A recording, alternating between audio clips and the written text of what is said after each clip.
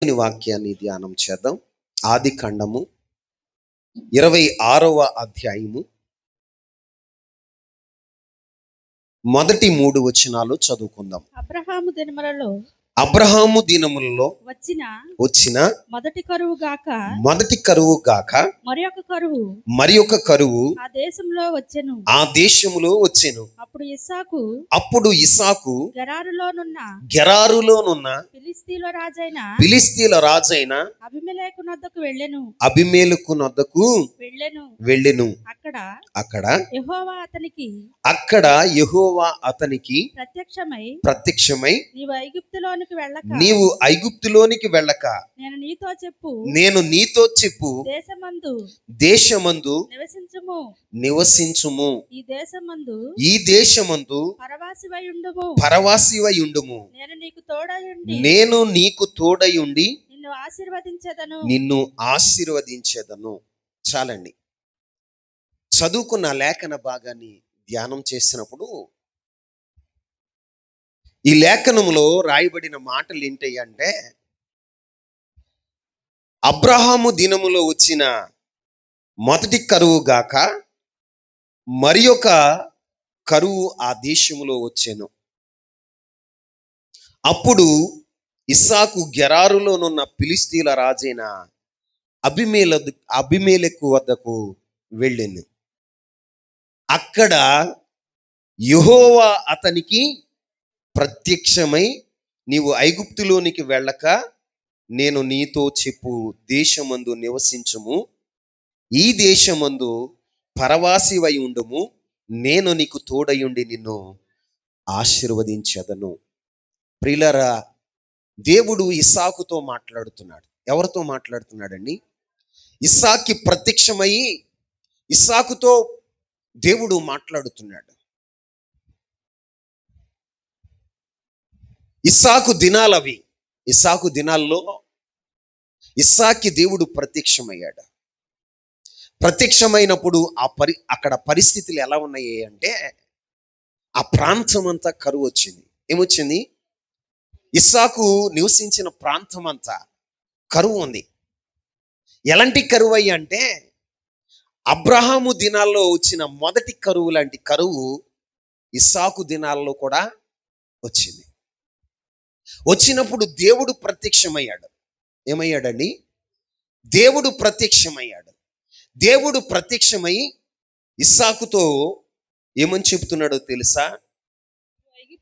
నువ్వు ఐగుప్తులోనికి వెళ్ళక. ఈ రోజున అందరు నా వైపు చూస్తూ వాక్యాన్ని వినండి. మన వ్యక్తిగత జీవితాల్లో, మన కుటుంబ జీవితాల్లో కరువు అనేది వస్తూ ఉంటుంది. ఏమొస్తుంది? కరువు వస్తుంది. ఆర్థికంగా కరువు వస్తుంది.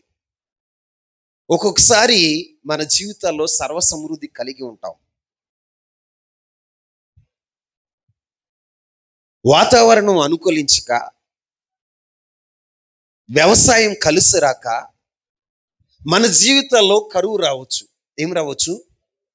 వ్యాపారం కలిసి రాక కరువు రావచ్చు. చేస్తున్న ఉద్యోగంలో జీతం ఇవ్వక నీ కుటుంబంలో కరువు అనుభవిస్తూ ఉండొచ్చు. నువ్వు చేసే పనులు సఫలమవక ఒకవేళ నీ జీవితంలో కరువు ఉండొచ్చు. ఈ రోజున ప్రభు నీతో మాట్లాడుతున్నాడు. ఈ రోజున నీతో ప్రభు మాట్లాడుతున్నాడు. ఆయన చెప్తున్న మాట ఏంటో తెలుసా? ఇస్సాకు దినాల్లో కూడా కరువు వచ్చింది. అబ్రహాము దినాల్లో వచ్చిన కరువు లాంటి కరువు ఇస్సాకు దినాల్లో కూడా వచ్చింది. అంటే అర్థం ఏంటో తెలుసా? కరువు ఎప్పుడైనా ఎక్కడైనా రావచ్చు. ఆమేన్. ఎప్పుడైనా ఎక్కడైనా రావచ్చు. ఎవరి జీవితాల్లోనైనా రావచ్చు. ఈ రోజు నాకు సమృద్ధి ఉంది, రేపు కూడా నాకు సమృద్ధి ఉంది అంటానికి గ్యారెంటీ లేదు. ఈ సంవత్సరం మా దేశంలో సమృద్ధి ఉంది, నెక్స్ట్ ఇయర్ సమృద్ధి ఉంటది అనటానికి గ్యారెంటీ లేదు. సమృద్ధి ఒక సంవత్సరం ఉంటుంది, ఒక సంవత్సరం కరువు రావచ్చు. కానీ కరువు వచ్చిన పరిస్థితుల్లో కూడా మనం తొందరపాటు నిర్ణయాలు తీసుకోకూడదు. మన సొంత నిర్ణయాలు తీసుకోకూడదు. మనకిష్టమైనటువంటి కార్యాలు మనము చేయకూడదు. మరి మనం ఏం చేయాలి? కరువు వచ్చినప్పుడు కూడా ఏం చేయాలయ్యా? ఆహారం ఎక్కడ దొరుకుతుందో అక్కడికి వలస వెళ్ళాలి. ఆహారం ఎక్కడ సమృద్ధిగా దొరుకుతుందో ఆ ప్రాంతానికి వెళ్ళాలి అని మన సొంత నిర్ణయాలు ఉంటాయి. అబ్రహాము దినాల్లో కూడా కరువు వచ్చినప్పుడు అబ్రహాం ఏం చేశాడో తెలుసా? ఐగుప్తుకి వెళ్ళాడు. ఎక్కడికి వెళ్ళాడండి? ఐగుప్తు దేశానికి వెళ్ళాడు. దేవుణ్ణి అడగకుండా, దేవుని దగ్గర విచారణ చేయకుండా అబ్రహాము ఐగుప్తు దేశానికి వెళితే, ఐగుప్తుకి వెళ్ళిన అబ్రహాము శారాలు జీవితాల్లో ఏం జరిగిందో తెలుసా? ఐగుప్తు రాజు శారాను తన ఇంటికి పిలిపిస్తే దేవుడు ఆ రాత్రి ఐగుప్తు రాజుతో మాట్లాడి, శారా ఒక ప్రవక్త యొక్క భార్య, ఆమెను ముట్టేవా నువ్వు చస్తావు అని దేవుడు మాట్లాడితే రాజు భయపడి శారాను అబ్రహాం దగ్గరికి పంపిస్తూ ఆమెను తన ఇంటికి చేర్చుకున్నందుకు నష్టపరిహారంగా అబ్రహాము శారాలకు ఐగుప్తు రాజు ఒక బహుమానం ఇచ్చాడు. ఏమిచ్చాడు? బహుమానం ఇచ్చాడు. కొంత బహుమానం ఇచ్చి ఆ బహుమానంతో పాటుగా ఆగరునిచ్చాడు. ఎవరినిచ్చాడండి? ఆగరునిచ్చాడు. అబ్రహాము వెళ్ళగూడని ప్రాంతానికి వెళ్ళాడు. నివసించకూడని ప్రాంతంలో నివసించాడు. ఇప్పుడు ఏం జరిగిందో తెలుసా? ఎవరితో సాంగత్యం చేయకూడదో వారితో సాంగత్యాన్ని ప్రారంభించాడు. ఐగుప్తు దేశానికి వెళితే ఐగుప్తు దేశాన్ని పరిపాలిస్తున్న రాజు ఆగర్ని బహుమానంగా ఇచ్చాడు శారాకి. శారా ఆగర్ని వెంట పెట్టుకుని వచ్చింది. ఆగర్ని వెంట పెట్టుకుని వచ్చిన తర్వాత ఏం జరిగిందో తెలుసా? అబ్రహాము జీవితంలో ఆగరు భార్యగా మార్చబడింది. ఎలా మార్చబడింది? దేవుడు అనుమతించని ప్రాంతానికి వెళ్ళాడు. దేవుడు అనుమతించని వారిని తన జీవిత భాగస్వామిగా చేసుకున్నాడు. దాని ప్రతిఫలంగా ఇస్మాయేలు పుట్టాడు. ఎవరు పుట్టారు? ఇస్మాయేలు పుట్టాడు. ఇప్పుడు ప్రపంచంలో యుద్ధాలకి కారణం ఏంటో తెలుసా? ఇస్మాయేలీలకే యుద్ధం జరుగుతుంది. ఎవరి సంతానం? ఇస్సాకు సంతానానికి, ఇస్మాయేలు సంతానానికే ఇప్పుడు ప్రపంచ యుద్ధం. ఇజ్రాయేలీలకు ఇరాకు ప్రాంతంలో యుద్ధం జరగటానికి కారణం ఏంటో తెలుసా? అబ్రహాము చేసిన ఒక పొరపాటు, ఆనాడు చేసిన పొరపాటు నేటి వరకు కూడా అనుభవించవలసి వస్తుంది. మన జీవితాల్లో కూడా తొందరపాటు నిర్ణయాలు, దేవుని అనుమతి లేని ప్రాంతాలకు, దేవుడు అనుమతించని వారితో జీవిత భాగస్వాములుగా మన జీవితాల్లో చేసుకుంటే మన జీవితంలో తీరని నష్టం, పోరాటాలు. ఏంటండి? పోరాటాలు. ఇది ఒక రోజుతో అయిపోయేది కాదు. తరతరాలుగా ఈ పోరాటం సాగుతూనే ఉంది. ఆమేన్. ఈ పోరాటం ఇప్పుడు వరకు జరుగుతుందో తెలుసా? 3వ ప్రపంచ యుద్ధం రావాలి. ఏం రావాలి? అప్పుడు వరకు జరుగుతూనే ఉంటుంది ఇది. ఈ రోజున ఇస్సాకుతో దేవుడు ఏమని చెప్తున్నాడు తెలుసా? ఇదిగో మీ నాన్నైన అబ్రహాము నా అనుమతి లేకుండా ఐగుప్తు దేశానికి వెళ్ళాడు. శారాను ఆగర్ని వెంట పెట్టుకుని వచ్చాడు. తన భార్యగా చేసుకున్నాడు. ఇస్మాయేలుకి తండ్రి అయ్యాడు. ఏమయ్యాడు? తండ్రి అయ్యాడు. శరీర సంబంధులకు తండ్రి అయ్యాడు. ఆయన తొందరపాటు నిర్ణయం బట్టి ఆయన జీవితంలో ప్రపంచంలో ఇప్పుడు పోరాటాలకి కారకుడయ్యాడు. నాయనా ఇస్సాకు, నువ్వు మాత్రం కరువు వచ్చిందని తొందరపడి నీవు ఐగుప్తుకు వెళ్ళకు. ఎక్కడికి వెళ్ళకు? ఐగుప్తుకు వెళ్ళకు, ఐగుప్తు దేశానికి వెళ్ళకు అని సూటిగా దేవుడు చెప్తున్నాడు. ఆమేన్. ఈ రోజున నీ జీవితంలో కూడా కరువు వచ్చిందని. ఐగుప్తు అంటే దేనికి సాదృశ్యంగా ఉందో తెలుసా? లోకానికి సాదృశ్యంగా ఉంది. ఐగుప్తు దేనికి సాదృశ్యంగా ఉందో తెలుసా? పాపానికి సాదృశ్యంగా ఉంది. ఐగుప్తు దేనికి సాదృశ్యంగా ఉందయ్యా అంటే చీకటికి సాదృశ్యంగా ఉంది. దేనికండి? చీకటికి సాదృశ్యంగా ఉంది. ఈ రోజున దేవుడు నీతో చెప్తున్న మాట ఏంటో తెలుసా? నీ జీవితంలో ఆర్థిక వనరులు తక్కువైనాయి అని, నీ కుటుంబంలో కరువు ఉందని, నీ కుటుంబ జీవిత విధానం కష్టమైపోయిందని ఆత్మీయుడువైన నీవు తొందరపాటు నిర్ణయాలు తీసుకోమాకు. ఆత్మీయురాలువైన నీవు తొందరపాటు నిర్ణయాలు తీసుకోమాకు. నువ్వు ఆత్మీయుడు, లోకము నుండి వేరుపరచబడ్డావు, పాపము నుండి వేరుపరచబడ్డావు, చీకటిలో నుంచి ఆశ్చర్యకరమైన తన వెలుగులోనికి పిలువబడ్డావు. పిలువబడిన నీ జీవితంలో ఒకవేళ తాత్కాలికంగా కరువు రావచ్చు. ఏం రావచ్చు? తాత్కాలికంగా కరువు రావచ్చు. తాత్కాలికంగా మీ జీవిత విధానం కష్టమైపోవచ్చు. కానీ నువ్వేం చేయాలో తెలుసా? నీ జీవితంలో దేవుని దగ్గర విచారణ చేయాలి. ప్రభువా, ఈ కరువు సమయంలో, ప్రభువా ఈ యొక్క కష్ట సమయంలో నన్నేం చేయమంటావు ప్రభువా? ఏ దిశగా నన్ను వెళ్ళమంటావు? ఏ దిశగా నన్ను అడుగులు వేయమంటావు? ఏ దిశగా వెళితే నీవు తోడై ఉంటావు? ఏ దిశగా వెళితే నువ్వు ఆశీర్వదిస్తావు? ఆ దిశగా నన్ను నడిపించు అని దేవుని దగ్గర నీవు విచారణ చేసేవాడగా ఉండాలి. ఆమేన్. అబ్రహాములాగా నువ్వు ఒకవేళ పొరపాటున ఐగుప్తుకు వెళ్ళకూడదు, లోకం వైపు వెళ్ళకూడదు, పాపం వైపు వెళ్ళకూడదు, అంధకార క్రియల వైపు నువ్వు వెళ్ళకూడదు. ఈ రోజున చాలా మంది మీ బలహీనతలను చూసి సాతాను ఏం చేస్తుందో తెలుసా? ఎర్రలు వేస్తుంది. ఏమేస్తుంది? ఎర్రలు వేస్తుంది. ఆత్మీయుడు అయిన నిన్ను పట్టుకోవటానికి, ఆత్మీయురాలైన నిన్ను తన యొక్క వలలో, తన యొక్క గాలములో నిన్ను చిక్కించుకోవటానికి, తన ఉచ్చుల్లో నిన్ను చిక్కించుకోవటానికి నీ ముందు ఏమేస్తుందో తెలుసా? ఎర్రలు వేస్తుంది. ఏమేస్తుంది? అప్పుడు నువ్వు ఎలా ఉండాలో తెలుసా? మెలకువ కలిగి ఉండాలి. ఏం కలిగి ఉండాలి? మెలకువ కలిగి ఉండాలి. నువ్వు బలహీన సమయంలో ఉన్నావని ఎవడో ధనవంతుడు వచ్చి నువ్వు నా ఆశ తీరిస్తే నీ కుటుంబానికి ఇది చేస్తాను, 1,00,000 రూపాయలు ఇస్తాను, లేకపోతే నీకు ఒక ఫ్లాట్ కొనిస్తాను. ఏం కొనిస్తాను? నువ్వెవరవో తెలుసా? ప్రభు అయిన యేసుక్రీస్తు కలువరి శిలువ రక్తంతో కడగబడిన, ప్రశస్తమైన రక్తంతో కడగబడిన వ్యక్తివే నువ్వు విలువైన వ్యక్తివి. నీ కోసం ప్రభువే తన సొంత ప్రాణాన్ని వెలగా చెల్లించాడు నీ కొరకు.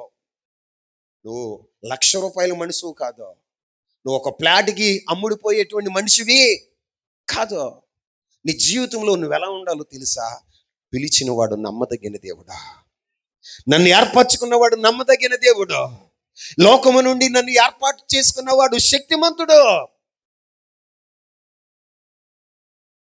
ఎర్రలు వేస్తా ఉంటాడు. నీకు ఉద్యోగం ఇస్తా, నీకు ఉద్యోగాన్ని కల్పిస్తా, నీ శరీరాన్ని నాకు అప్పగించు. ఉద్యోగం లేకపోయినా పర్లా, ఏం లేకపోయినా పర్లా? చెప్పండి. ఉద్యోగం లేకపోయినా పర్లా, కానీ నీతి తప్పను, న్యాయం తప్పను అని దేవుని కొరకు నువ్వు నిలబడేవాడుగా ఉండాలి, నిలబడేదానిగా ఉండాలి. కరువు వచ్చింది కదా అని సొంత నిర్ణయాలు తీసుకోకూడదు.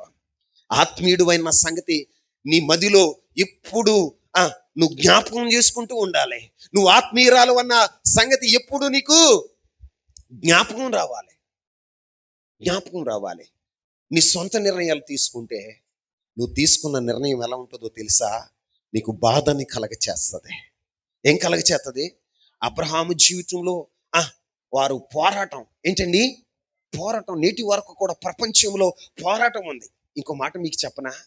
కరువు వచ్చిందని ఎలిమెలెకు నయోమీలు యోదయ బెత్లెహేము ప్రాంతాన్ని విడిచి మోయాబు ప్రాంతానికి వెళ్ళారు. ఏ ప్రాంతానికి? మోయాబు ప్రాంతానికి వెళ్ళారు. వెళ్ళేటప్పుడు నలుగురుగా వెళ్ళారు, తిరిగి వచ్చేటప్పుడు ఒక్కతే తిరిగి వచ్చింది. వెళ్ళేటప్పుడు ఎలా వెళ్ళిందో తెలుసా? సమృద్ధి కలిగిందిగా వెళ్ళింది. వచ్చేటప్పుడు రిక్తురాలుగా వచ్చింది. ఎలా వచ్చింది? రిక్తురాలుగా వచ్చింది. అమంటుంది, నన్ను మారా అని పిలవండి. అంటే చేదు. మారా అంటే అర్థం ఏంటి? చేదైన అనుభవాలు.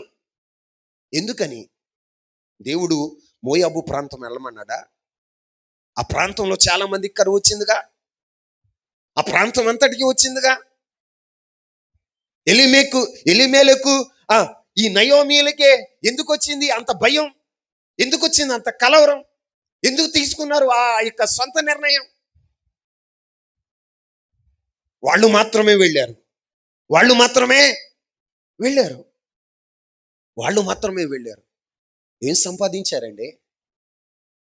ఏం సంపాదించారు? నయోమి చెప్తుంది, నన్ను నయోమి అని పిలవమాకండి. నయోమి అంటే మధురం. ఇప్పుడు ఏమని పిలవమంటుందో తెలుసా? మారా అని పిలవండి. ఏమంటుంది? మారా అని పిలవండి. ఎందుకు ఆమె జీవితం చేదైపోయింది అంటే, ఎళ్ళగూడని ప్రాంతానికి ఆమె వెళ్ళింది. వెళ్ళగూడని ప్రాంతానికి ఆ కుటుంబం వెళ్ళింది. ఎవరితో సాంగత్యం చేయకూడదు అని దేవుడు చెప్పాడు, వారితోనే సాంగత్యం ఏర్పాటు చేసుకున్నారు. వారు ఏం చేశారో తెలుసా? మోయాబు ప్రాంతానికి వెళ్ళటమే కాదు, వారి పిల్లలకి ఆ ప్రాంతంలో ఉన్న పిల్లలను చూసి వివాహం చేశారు. దేవుడు ఏం చేశాడో తెలుసా? మోయాబు ప్రాంతంలో వీళ్ళు విడిచిపెట్టలేదని ఎలీమెలెకుని నా దగ్గరకు వచ్చి నాన్న అని పిలిచాడు. ఎలీమెలెకు వెళ్ళిపోయాడు. ఏం చేస్తుందో తెలుసా? నయోమి ఏం చేస్తుంది? అమ్మో, నా భర్త కోల్పోయాను, నా సొంత దేశం వెళ్ళిపోదాం, నా ప్రజల మధ్యకి వెళ్ళిపోదాం అని అనుకుంటలా. 10 సంవత్సరాలు ఇక్కడే ఉంటున్నాంగా, వీరి మధ్యనే పెరిగాంగా, మా పిల్లలకి పెళ్లి చేద్దాం, ఇంట్లో ఒక నష్టం జరిగింది, ఇప్పుడు ఇంట్లో ఒక శుభకార్యం చేద్దాం. ఏం చేద్దాం? నువ్వు శుభకార్యం చేయటానికి నువ్వెవరితో చేస్తున్నావు? శుభకార్యం చేసుకోవటానికి నువ్వు ఉన్న ప్రాంత ప్రజలు ఎలాంటి వారు? దేవుడు అనుమతించిన వారేనా?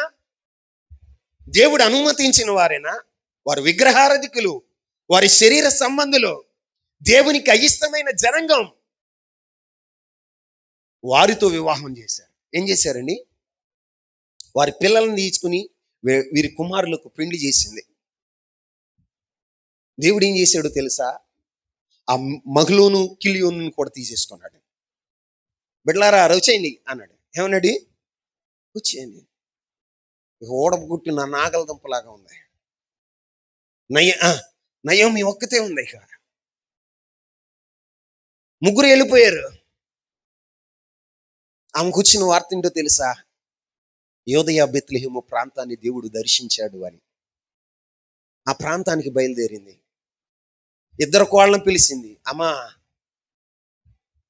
నా దేవుడు మీకు నెమ్మదిని కలగ చేస్తాడు, మీ కుటుంబాలకు వెళ్ళండి, మరలా ఎవరినైనా వివాహం చేసుకుని మీ జీవితాలని సుఖంగా వెళ్ళబుచ్చండి అని చెప్తే వార్ప వెళ్ళిపోయింది. రూతు నయోమిని హత్తుకుంది. యోదయ బెత్లెహేము ప్రాంతానికి వచ్చింది. దేవుని పిల్లలైన వారు, బాగా వినండి, దేవుని పిల్లలైన వారు వెళ్ళగూడని ప్రాంతానికి వెళ్ళి వారి జీవితాల్లో ఉన్న సమస్తాన్ని కోల్పోయారు. కానీ అన్య ప్రాంతంలో పుట్టి అన్య ప్రాంతంలో పెరిగిన రూతు జీవము గల దేవుణ్ణి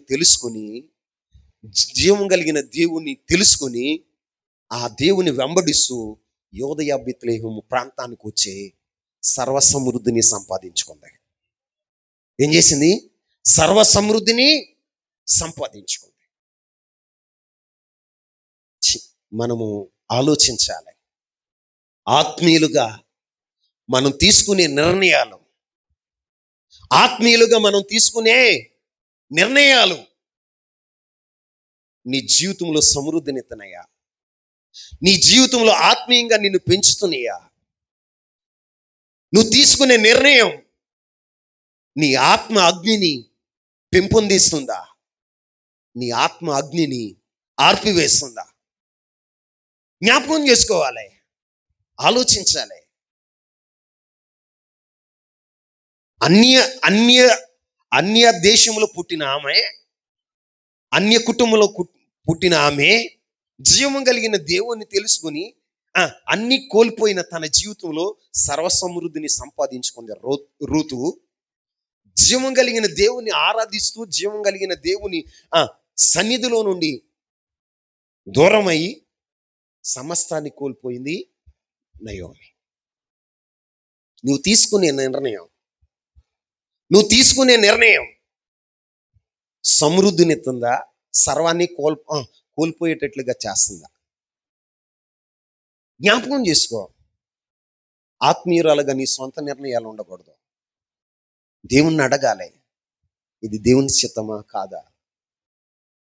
ఈ ప్రయాణం దేవుని చిత్తమా కాదా? నీ జీవితంలో కరువు వస్తుంది. ఏమొస్తుంది? కరువు వస్తుంది, ఖడ్గం వస్తుంది, వస్త్రహీనం వస్తుంది, శ్రమలు అనుభవించవస్తాయి, సరసాల అనుభవాలు ఎదురవుతాయి. కానీ అప్పుడే విశ్వాసమందు నిలకడ కలిగి ఉండాలి. ఏం కలిగి ఉండాలి? విశ్వాసమందు నిలకడ కలిగి ఉండాలి. దేవుని మాటకు విధేయత చూపాలి. దేవుని మాటకు విధేయత చూపాలి. దేవుడు అన్నాడు, ఈ దేశం అందే ఉండు. ఏమన్నాడండి? ఈ దేశం అందే ఉండు, నువ్వు ఐగుప్తికి వెళ్ళొద్దు. దేవుని మాటకు నువ్వు లోబడితే ఆశ్చర్యకరమైన సహాయం దేవుడు చేస్తాడు. ఆశ్చర్యకరమైన సహాయం దేవుడు చేస్తాడు. వనరులు లేని చోట నీ కోసం వనరులను సృష్టిస్తాడు. ఆమేన్ చెప్పండి. దేవుని మాట నువ్వు వినగలిగితే నీ కోసం నూతన సృష్టిని చేయగలిగిన వాడు నా దేవుడు. నిజమే ప్రియులారా, ఇశ్రాయేలు దేశంలో 3.5 సంవత్సరాలు కరువు వచ్చింది. ఏమొచ్చింది? ఆహాబు రాజు యొక్క పరిపాలనలో కరువు వస్తే దైవజనుడైన ఏలియా ప్రవచించాడు. నా మాట తప్ప భూమి మీద వర్షమైనా మంచైనా పడకూడదు అన్నాడు. రాజుగారు చంపాలని చూశాడు. అరే, దేశాన్ని శపిస్తావా? ఆశీర్వదించవలసిన నీవు దేశాన్ని శపిస్తావా అంటే ఏలియా దేవుని మాటగా ఉన్నాడు. ఎవరి మాటగా ఉన్నాడు? తన సొంత మాట ఏం కాదు, అది సొంత మాట ఏం కాదు, దేవుని మాట, దేవుని నోటి మాటగా ఉన్నాడు. ఏలియా నోట మాట ఉంచాడు, ఆ మాటను ప్రవచించిన తర్వాత ఆ దేశం అంతా కరువు వచ్చింది. రాజుగారి ఇంట్లో కూడా తినటానికి తిండి లేదు, పశువులకి గడ్డి లేదు, తాగటానికి నీళ్లు లేవు. దేవుడు చెబుతున్నాడు, ఏలియా ఇదిగో ఫలానా చోటకు వెళ్ళా. ఎక్కడికి వెళ్ళాలి? కిద్రో. ఎక్కడికి వెళ్ళాలి చూడండి. 1 రాజుల గ్రంథం 17వ అధ్యాయం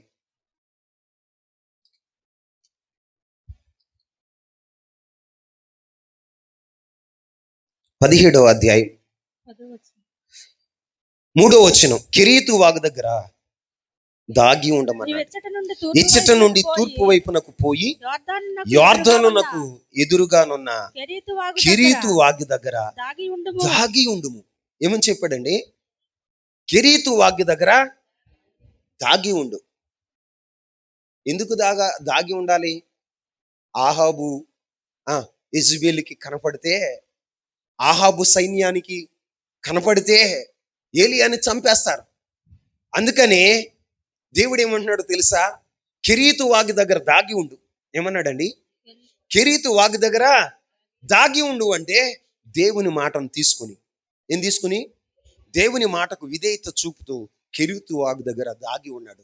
దేవా, నన్ను ఏం చేయమంటావు? ఇక్కడ దాగి ఉండమన్నావు కదా అంటే, ఏలియా నువ్వు ఇక్కడ దాగి ఉండు అన్నాడు. దాగి ఉండి పొద్దున్నే లేచి ఆ గుహలో నుండి, కెరీతు వాగు దగ్గర ఉన్న గుహలో నుంచి బయటకు వచ్చి కళ్ళు నూలుపుకుంటా పైకి చూస్తున్నాడు. ఏం చూస్తున్నాడు? పైకి చూస్తున్నాడు. కాకులు వస్తున్నాయి. ఏమవుతున్నాయి? కాకులు అవుతున్నాయి. వస్తూ కాకులు ఏం తెచ్చినాయో తెలుసా? రొట్టెలు తెచ్చినాయి. ఏం తెచ్చినాయి? అంతేకాదు ఆ రొట్టెలతో పాటు మాంసం కూడా తెచ్చినాయి. ఏం తెచ్చినాయి అండి? ఏం తెచ్చినాయి? దేవుడు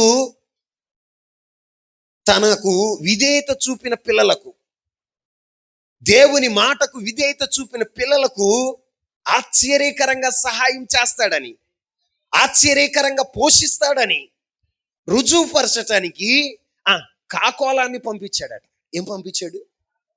కాకోలాన్ని పంపించిన వాడుగా ఉన్నాడు. ఈ రోజున నీవు దేవుని మాటకు విధేయత చూపితే, నా దేవుని మీద విశ్వాసం ఉంచి విశ్వాసమందు స్థిరంగా, పరిశుద్ధతలో స్థిరంగా, నీ జీవితంలో నీ ఆత్మీయ యాత్రలో స్థిరంగా నువ్వు ఉండగలిగితే, నా దేవుడు నీ కొరకు, నీ కుటుంబం కోసం ఆశ్చర్యకరంగా ఆకాశాన్ని తెరిచే దేవుడుగా ఉంటాడు. ఆకాశాన్ని తెరిచి నీకు కావలసిన వాటిని ఆయన నీ యొద్దకు పంపించేవాడుగా ఉంటాడు. ఎవరి ద్వారా పంపిస్తాడయ్యా అంటే, కెరీతు వాగు దగ్గర ఉన్న ఎలియాకి కాకుల ద్వారా పంపించలేదా? దేవుని మాట విని దేవుని యొక్క నడిపింపులో నడుస్తున్న ఇశ్రాయేలు ప్రజలను ఎడారి భూమిలో, ఎక్కడ? ఎడారి భూమిలో, మనం ఆ ఎడారిలో ఒక మొక్కను తీసుకెళ్ళి నాటినా అది బతకదు. పంట పండటానికి అవకాశం లేదు. అలాంటి ప్రాంతం గుండా నడిపిస్తూ ఉంటే వారిని పోషించటానికి ఆకాశపు కిటికీలు తెరిచాడట. ఏ కిటికీలండి? ఆకాశాన్ని తెరిచి మన్నాను కురిపిస్తున్నాడు. 1 సంవత్సరం కాదు, 40 సంవత్సరాలు. ఎన్ని సంవత్సరాలు? 40 సంవత్సరాలు సమృద్ధిగా. చెప్పండి, సమృద్ధిగా. వారెక్కడ పంటేలా, ఎక్కడ గాదుల్లో దాచుకోలా, ఏ రోజుకు ఆ రోజు ఫ్రెష్గా శ్రేష్టమైనటువంటి మన్నా, దేవదూతలు తినే మన్నాతో వారిని పోషించిన వాడుగా ఉన్నాడు. నేను చెప్తాను, నా ప్రభు మాట నువ్వు వినగలిగితే, నా ప్రభు చిత్తాన్ని నువ్వు జరిగించగలిగితే, నీకున్నటువంటి ఇబ్బందుల్లో, నీకున్నటువంటి ఇరుకుల్లో, నీకున్నటువంటి కష్టాల్లో నువ్వేం చేయాలో తెలుసా? ఐగుప్తుకి వెళ్ళకూడదు. ఎక్కడికి వెళ్ళకూడదు? లోకం వైపు చూడకూడదు. లోక సంబంధమైన మనుషులతో సాంగత్యాన్ని నువ్వు పెట్టుకోకూడదు. ఇదిగో పాపకరమైనటువంటి ప్రాంతాలకి నువ్వు వెళ్ళకూడదు. అంధకార క్రియలను నువ్వు చేయకూడదు.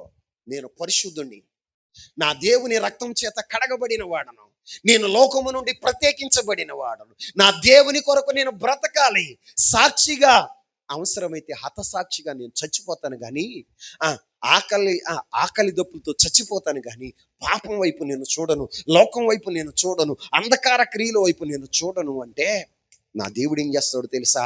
ఆశ్చర్యకరమైనటువంటి సహాయాన్ని నీకు చేస్తాడు. ఆశ్చర్యకరమైన సహాయం, ఆశ్చర్యకరంగా నిన్ను పోషిస్తాడు. నీ పోషణ ఎలా ఉంటుందో తెలుసా? ఆశ్చర్యంగా. ఎలా? ఏమీ ఉండవు, కానీ నీ కుటుంబంలో సమృద్ధి ఉంటుంది. ఏముంటుంది? ఏమీ ఉండవు, చూడటానికి వనరులు ఉండవు, కానీ దేవుడు పోషిస్తాడు. ఆ అనుభవం గుండని నేను వచ్చా. నా సేవ పరిచయ ప్రారంభంలో ఏమీ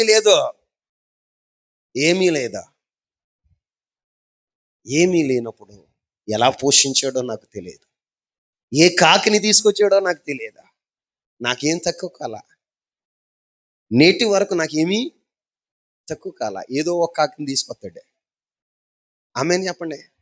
నాకు తీసుకొచ్చిన దేవుడు నీకు తీసుకురాడా? నేను ఆరాధించే దేవుడు, నువ్వు ఆరాధించే దేవుడు ఒకడేగా. ఆయనలో ఏమన్నా మార్పు ఉందా? చెప్పండి, ఆయనలో ఏమన్నా మార్పు ఉందా?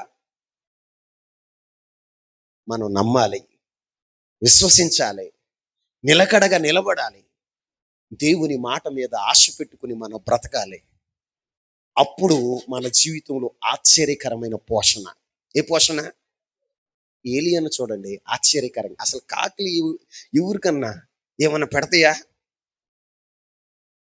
ఇన్నేళ్ల చరిత్రలో కాకులు ఎవరికన్నా పెట్టినట్లుగా ఉందా? చిన్న పిల్లలు పసిపిల్లలు తింటూ ఉంటే వాళ్ళ దగ్గర నుంచి ఎత్తుకుని పోతాయి. మనం ఏమన్నా పట్టుకుని వెళ్తా ఉంటే ఆ, తన్నుకుని పోతా ఉంటాయి. కానీ అవి తెచ్చి ఏలియాకి ఎత్తనే ఏం చేతనే, దైవజనుడా, అయ్యా దేవుడు చెప్పాడయ్యా, ఇదిగో ఈ రొట్టె నీదే, ఈ మాంసం ముక్క నీదే. నాది కాదు బాబు, నా గొంతులో ఎలక్కాయ పెట్టాడు, ఇదిగో రొట్టె తిను, ఇదిగో మాంసం ముక్క తిను అని కాకులు ఇచ్చేస్తున్నాయి. మరి నిన్ను పోషించలేడా? ఇశ్రాయేలు కొరకు ఆకాశాన్ని తెరిచాడే. ఏం తెరిచాడు? నిన్ను పోషించలేడా? దేవుడు చెబుతున్నాడు, ఐగుప్తుకి వెళ్ళకో. ఎక్కడికి వెళ్ళకో? ఈ రోజు నా వాక్యం వింటున్న నా ప్రియమైన సహోదరుడా, సహోదరి, నీ జీవితంలో దేవుని యొక్క ఆశ్చర్యకరమైన పోషణ నువ్వు అనుభవించాలి అంటే నా దేవుని మాట నువ్వు విందువుగాక, నువ్వు నిలకడగా ఉందువుగాక. నీ జీవితంలో విశ్వాసమందు నిలకడగా నువ్వు ఉన్నట్లయితే నా దేవుని ఆశ్చర్యకరమైన పోషణ నువ్వు అనుభవిస్తావు. నువ్వు అంటావు, సాక్ష్యం చెప్తావు, అయ్యా ఎలా వస్తుందో నాకు తెలియదయ్యా, నా జీవితంలో సమృద్ధి ఉందయ్యా. లేదు అన్న మాట లేదయ్యా. అరే వచ్చే వనరులు తక్కువ, మేము సంపాదించేది తక్కువ, కానీ ఆశ్చర్యకరంగా మా యొక్క అవసరతలన్నీ తీర్చబడతాం. అది ఎలాగో తెలుసా? దేవుని సహాయం వల్ల. దేవుని లేదు నా సొంత నిర్ణయం తీసుకుంటాను, మోయాబుకి వెళ్తాను, ఐగుప్తుకి వెళ్తాను అంటే తీరని నష్టం జరుగుతుంది. ఏం జరుగుతుంది? తీరని నష్టం జరుగుతుంది. నువ్వు నష్టపోవాలని నా దేవుడు ఇష్టపడట్లా. నా దేవుని సంరక్షణలో నువ్వు బ్రతకాలని, నా దేవుని మాటకు విధేయత చూపాలన్న ఉద్దేశంతో నా ప్రభు ఉన్నాడు. నా దేవుని ఉద్దేశాన్ని నీ జీవితంలో నువ్వు నెరవేరిస్తే నీ జీవితాన్ని ఆశ్చర్యకరంగా ఆయన పోషించేవాడుగా ఉంటాడు. ఆమేన్ చెప్పండి. ఒకటి, ఐగుప్తుకి వెళ్ళొద్దు అన్నాడు. ఎక్కడికి వెళ్ళొద్దు అన్నాడు అంటే పాపం వైపు నువ్వు చూడొద్దు. నువ్వు ఎటువైపు చూడొద్దు? లోకం వైపు చూడొద్దు, అంధకార క్రియల వైపు నువ్వు చూడొద్దు, లోకనాథుల వైపు నువ్వు చూడొద్దు. నీ దేవుని వైపు చూడు. ఎవరి వైపు? దేవుని వైపు చూడు. దేవుని వైపు చూడు. నీ కన్నులు ఆకాశం వైపు ఎత్తు. దేవుడు ఏం చేస్తాడో తెలుసా? ఆశ్చర్యకరమైన పోషణతో నిన్ను పోషించేవాడుగా ఉంటాడు. రెండు ఇస్సాకుతో ప్రభు చెప్పిన మాట ఏంటో తెలుసా? ఒకటి, ఐగుప్తుకు వెళ్ళొద్దు. రెండు, ఏమని చెప్తున్నాడు తెలుసా? ఈ దేశమందు నువ్వు పరవాసివై ఉండు. ఆమేన్. ఎట్లా ఉండాలి? ఎలా ఉండాలి? మరి ఎంతమంది పరవాసులుగా బ్రతుకుతున్నారు అమ్మా? ఈ దేశమందు దేవుడు నీతో ఏమని చెప్తున్నాడు? పరవాసివై బ్రతుకు. ఎలా బ్రతకాలి? పరవాసివై బ్రతుకు.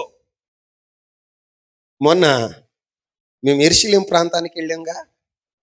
యెరూషలేము ప్రాంతానికి వెళితే ఎయిర్పోర్ట్లో దిగంగానే ఆత్మీయ తండ్రి గారు మమ్మల్ని నడిపించడానికి వచ్చిన గైడ్ చెప్పిన మాట ఏంటో తెలుసా? ఈ దేశంలో మీ దగ్గర నుంచి ఏం కోల్పోయినా పర్లేదు కానీ, ఏం పోగొట్టుకున్నా పర్లేదు కానీ మీ దేశానికి వెళ్తారు. డబ్బులు పోయినా మీ దేశానికి వెళ్తారు, ఇంకేం పోయినా మీ దేశానికి వెళ్తారు. కానీ పాస్పోర్ట్ పోగొట్టుకున్నారు అనుకోండి, ఏం పోగొట్టుకున్నారు? పాస్పోర్ట్ పోగొట్టుకున్నారు అనుకోండి, మీరు మీ దేశానికి వెళ్ళరు అని చెప్పారు. ఇక ఆ 10 రోజులు మెడలో ఒక సంచి వేసుకుని పాస్పోర్ట్లు పొద్దున్నే సాయంత్రం, గుడ్ మార్నింగ్, గుడ్ ఈవినింగ్, ఏమని పొద్దున్నే లేకంగానే పాస్పోర్ట్లు అంక చూడాలి, మళ్ళీ బ్యాగ్లో పెట్టుకోవటం. సాయంత్రం మళ్ళీ రూమ్కి వచ్చినాక పాస్పోర్ట్లు ఉన్నాయా లేవా అని చూసుకోవటం. టిఫిన్కి వెళ్ళినా భోజనానికి వెళ్ళినా ఈ బ్యాగ్ మెడలోనే. ఎక్కడ? మెడలోనే. ఎందుకంటే మరలా నా దేశానికి వెళ్ళాలి. భయం ఏంటండి? పాస్పోర్ట్ పోతే మా దేశం వెళ్ళలేము అన్న భయం. ఈ రోజున పరవాసివైన నీ జీవితంలో కూడా నువ్వు ఎలా బ్రతకాలో తెలుసా? చూడండి, లేఖనాల్లో ఒక మాట చదువుకుందాం. పేతురు రాసిన మొదటి పత్రిక మొదటి అధ్యాయం 17వ వచనాన్ని చదువుతాం. పక్షపాతము లేకుండా పక్షపాతము లేకుండా క్రియలను బట్టి బట్టి ప్రతి వానిని తీర్పు తీర్చువాడు తండ్రి అని మీరాయనకు ప్రార్థన చేయుచున్నారు గనుక మీరు పరదేశులై ఉన్నంత కాలము భయముతో గడుపుడి. ఎలా గడపాలి భయముతో. అమ్మా? ఎలా గడపాలి? భయముతో గడపాలి. నిజంగా నీకు భయం ఉందా? నువ్వు ఈ దేశంలో దేవుడు ఏం చెప్తున్నాడో తెలుసా? నువ్వు పరదేశిగా ఈ లోకములో పరదేశిగా ఉన్నంత కాలము, ఉన్నంత కాలమా కొంతకాలమా? మందిరంలో ఉన్నంత కాలమా అన్నాడా? ఉన్నంత కాలము నువ్వు ఎలా ఉండాలో తెలుసా? భయముతో గడపాలి. ఎందుకు భయంతో గడపాలి అంటే అక్కడ పైన రాశాడు, ఆయన పక్షపాతం లేకుండా. ఏంటండి? పక్షపాతము లేకుండా క్రియలను బట్టి ప్రతి వానిని తీర్పు తీర్చు వాడు తండ్రి అని. మన పరలోకపు తండ్రి ఏం చేస్తాడో తెలుసా? ప్రతి వానికి వాని క్రియల చొప్పున తీర్పు తీర్చేవాడుగా ఉంటాడు. ఏం తీర్తాడు? తీర్పు తీర్చేవాడుగా ఉంటాడు. ఈ రోజున నువ్వు చేస్తున్న ప్రతి క్రియను బట్టి పరలోకములో ఏముందో తెలుసా? తీర్పు ఉంది. ఏముంది? తీర్పు ఉంది. కాబట్టి నువ్వేం చేయాలో తెలుసా? నువ్వు భయముతో గడపాలి. ఎలా గడపాలి? భయముతో గడపాలి. ఈ లోకములో పరదేశిగా ఉన్నంత కాలం నువ్వు ఎలా ఉండాలి అంటే భయముతో ఉండాలి. భయముతో గడుపుతున్నావా? భయం ఉందా అసలు? దైవికమైన భయం గుండెల్లో ఉందా? దైవికమైన భయం గుండెల్లో ఉందా? భయము లేకుండా విచ్చలవిడిగా బ్రతుకుతున్నావు.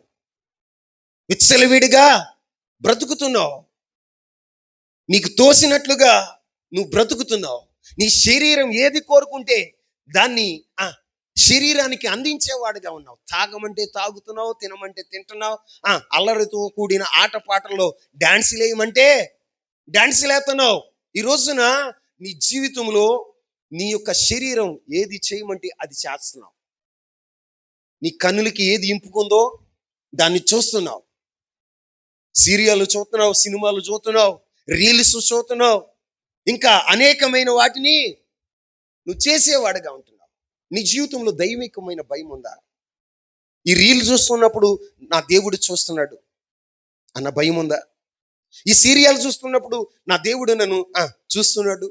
ఇదిగో పరలోకంలో న్యాయ సింహాసనం మీద కూర్చున్నప్పుడు నువ్వు రక్షణ పొందావు కదా, బాప్తిసం తీసుకున్నావు కదా, ఇదిగో నీకు ఒక ఉన్నతమైనటువంటి ఉపదేశం కలిగినటువంటి సత్తువ కలిగిన సంఘంలో నిన్ను నిలిపాను కదా.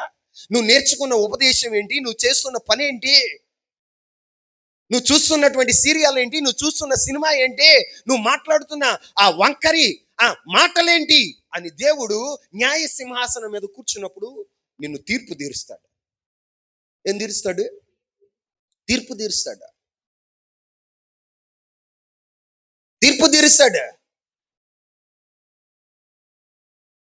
ఈ లోకంలో మనం ఎంతకాలం ఉండం? కొంతకాలమే ఉంటాం.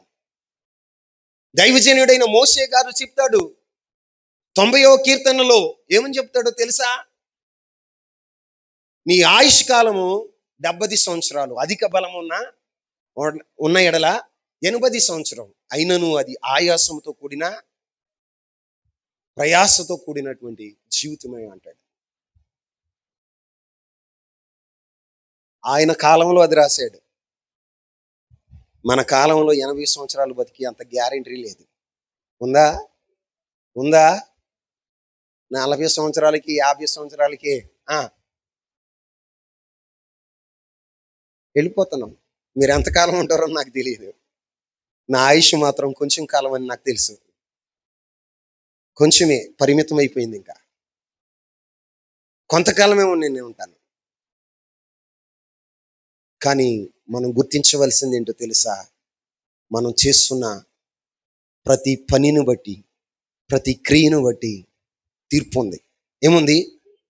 అందుకే జ్ఞాని అయిన సొలొమోను ప్రసంగి గ్రంథంలో 11వ అధ్యాయం 9వ వచనంలో ఒక మాట చెప్తాడు.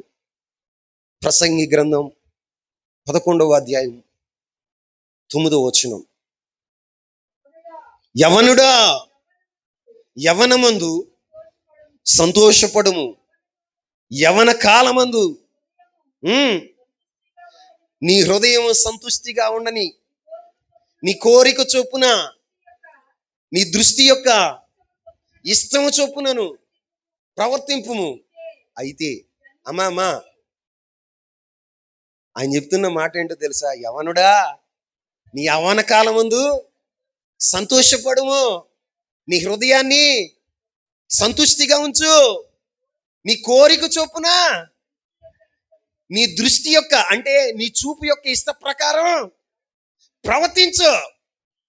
నీ కన్ను ఏది కోరుకుంటుందో దాన్ని నువ్వు నెరవేర్చడానికి నువ్వు ప్రవర్తించు. అయితే ఏమంటున్నాడండి? చెప్పండి. అక్కడ ఒక మర్మం చెప్తున్నాడు. అయితే వీటన్నిటిని బట్టి దేవుడు నిన్ను తీర్పులోనికి తెచ్చునని జ్ఞాపకం ఉంచుకో. ఏం ఉంచుకోమంటున్నాడు? యవనస్తులతో చెప్తున్నాడు ఈ మాటలో. అమ్మా, యవన బిడ్డలారా, తమ్ముళ్ళు, యవనస్తులారా, గమనించండి, వాక్యం చెబుతుంది. యవనుడా, నీ యవనం బట్టి సంతోషించు. ఏంటి, యవనిచ్చలను బట్టి సంతోషిస్తున్నావా? సంతోషించు. కానీ వీటన్నిటిని బట్టి, నువ్వు చూస్తున్న దాన్ని బట్టి, తింటున్న దాన్ని బట్టి, తాగుతున్న దాన్ని బట్టి, నువ్వు చేస్తున్న దాన్ని బట్టి, సమస్తాన్ని బట్టి తీర్పు ఉందని జ్ఞాపకం చేసుకో. అయ్యా రంగారావు గారు, అర్థమవుతుందా? ఏం జ్ఞాపకం చేసుకోవాలి? తీర్పు ఉందని జ్ఞాపకం చేసుకో. ఏం జ్ఞాపకం చేసుకోవాలి? రక్షణ పొందిన నీవు, ఒక ఉన్నతమైన సంఘంలో ఉన్న నీవు ఏం పొందుతావు తెలుసా? తీర్పు పొందుతావు. న్యాయ సింహాసనం మీద ఆయన కూర్చున్నప్పుడు పక్షపాతం లేకుండా, ఏం లేకుండా. మీరు అనుకుంటారు నేను అన్నీ చేతన్నానయ్యా, చిన్నదే ఏంటి, చిన్న లోపమే నల ఉంది. ఏమంటావు? బైబిల్లో ఏమని రాయబడి ఉంటుందో తెలుసా? ఆజ్ఞలన్నీ నువ్వు పాటించి ఒక్క ఆజ్ఞ విషయమై నువ్వు తొలగిపోతే అన్ని ఆజ్ఞలను నువ్వు తొలగిపోయినట్టేనట. అర్థమవుతుందా? చాలా మంది అమాయకంగా మాట్లాడతారో నాకు తెలియదు, అతి జ్ఞానంతో మాట్లాడతారో నాకు తెలియదు, కానీ మా దగ్గర ఏముందండి? చిన్న పాపం తప్ప. ఏంటి చెప్పండి? పాపమే. బైబిల్లో చిన్న పాపం పెద్ద పాపం అని లేదు. బైబిల్ ఎక్కడన్నా రాయబడి ఉందా పెద్ద పాపం చిన్న పాపం అని? చెప్పండి. నువ్వేమంటావు? నా దగ్గర ఏముందండి? చిన్న పాపం తప్ప ఏముంది? దేవుని దృష్టిలో పాపం అంటే పాపమే. అది చిన్నదా పెద్దదా కాదు, పాపమే. పాపం చేసావు అంటే దేవుని ఆజ్ఞను అతిక్రమించావు, దేవుని మీద తిరుగుబాటు చేసావు. ఏం చేసావు? దేవుని మీద తిరుగుబాటు చేసావు. దేవుని నాయకత్వానికి నువ్వు ఒప్పుకోలా. నీ నాయకత్వంలో నీవు సాగటానికి నీవు దేవుని మీద తిరుగుబాటు చేసిన వాడుగా ఉన్నావు. అందుకే దేవుని వాక్యం చెప్తుంది ఏమన్నో తెలుసా? ప్రతిదానికి దానికి తీర్పు ఉంది. ఏముంది? నువ్వు మర్చిపోమాకు, జ్ఞాపకం చేసుకో అంటున్నాడు. పేతురు భక్తుడు ఏమంటున్నాడు తెలుసా? ఆయన పక్షపాతం లేకుండా తీర్పు తీరుస్తాడు. ఏం తీరుస్తాడు? పక్షపాతం లేకుండా తీర్పు. నీ క్రియలను బట్టి ప్రతివానికి. నేను గుళ్ళు మేట్లేసానయ్యా, నా జీవిత కాలం అంతా మేట్లేసాను, నాకున్నది చిన్న లోపమేగా. ప్రభువు దగ్గర ఆట చెప్తావా? నువ్వు మేట్లయితే వేసావు, నిన్ను ఎవడేమన్నారా బాబు అంటాడు. ఏమంటాడు? రాజుగారిని అన్నాడు అనుకో, నువ్వు కాకపోతే తరినేస్తాడు. తరుణ్ కాకపోతే సీన్ అవుతాడు, సీన్ కాకపోతే రాజ్ కుమార్ అవుతాడు, రాజ్ కుమార్ కాకపోతే రమేష్ అవుతాడు. ఏమంటాడు? ఎవరినో ఒకరిని నేను ఏర్పాటు చేసుకుంటా. నిన్నెవడు ఇవ్వమన్నాడు? నువ్వేదో నా సన్నిధిలో మేటలేసి పాపం చేస్తావా? ఏం చేస్తావు? న్యాయ సింహాసనం ఎదుట పక్షపాతం లేకుండా, ఏ పాతం లేకుండా. అమ్మో, ఆ మాట చదివితే మీకు ఏమనిపిస్తుందో నాకు తెలియదు, కానీ ఆ వాక్యాన్ని ధ్యానం చేసినప్పుడు గుండెల్లో గుబులు పుట్టింది. ఏం పుట్టింది? గుండెల్లో గుబులు పుట్టింది. అవును, భయం పుట్టాలి. ఏం పుట్టాలి? భయం పుట్టాలి. మరి నీ జీవితంలో నీవు ఈ పరదేశిగా ఉన్నప్పుడు దేవునికి భయపడాలి. ఏం చేయాలి? దేవునికి భయపడాలి. ఎవరికి భయపడాలి? మరి నువ్వు భయపడుతున్నావా? త్రాగుబోతులు విందులో నువ్వే ఉంటున్నావు, వ్యభిచారుల గృహాల్లో నువ్వే ఉంటున్నావు, పేకాట ఆడే కాడ నువ్వే ఉంటున్నావు, కోడి పందాల్లో నువ్వే ఉంటున్నావు, రాజకీయ నాయకుల వెంబడి నువ్వే తిరుగుతున్నావు, దేవుని సన్నిధిలో ఉండే నువ్వేం చేస్తున్నావు? లోక సంబంధమైన స్నేహం నీదే, ఇంటర్నెట్లో వచ్చే ప్రతి యాప్ నీదే, షార్ట్ వీడియోలు నీయే, షార్ట్ ఫిలింలు నీయే, యూట్యూబ్లో వదట్లా, ఫేస్బుక్లో వదట్లా, టీవీలో వదలట్లా. మందిరంలో ఉన్నంతసేపు మాత్రం భక్తి పరులలాగా, భక్తుల్లాగా ఇంటికి వెళ్ళిన కాడి నుంచి